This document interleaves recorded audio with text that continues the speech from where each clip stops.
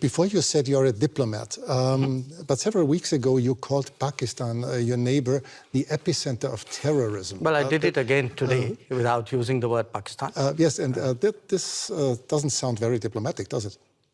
No, because you are a diplomat doesn't mean you're untruthful. I could use much harsher words than epicenter. So believe me, considering what has been happening to us, I think epicenter is a very diplomatic word, because this is a country which has attacked the Parliament of India some years ago, which attacked the city of Mumbai, which went after hotels and foreign tourists, which every day sends terrorists across the border. But of course not as a country. Well, if you control your sovereign space, which I believe they do, if the terrorist camps operate in broad daylight in cities with recruitment and financing, can you really tell me that the Pakistani state doesn't know what's going on? Especially if they're being trained in military-level combat tactics.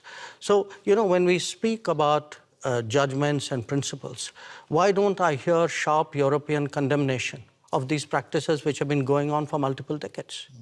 Does the world have to be concerned that there someday will be a war between India and Pakistan? I think the world has to be concerned that there is terrorism going on, and the world often looks away. The world often feels it's not my problem because it's happening to some other country.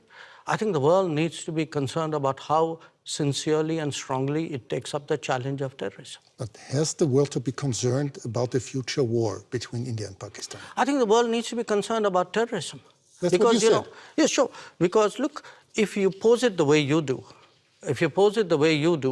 that's like giving a free pass to terrorism, saying, you know, let's worry about the next consequence of it. I am worried about the terrorism. Okay, let's change the subject. You frequently said that India has a very complicated relationship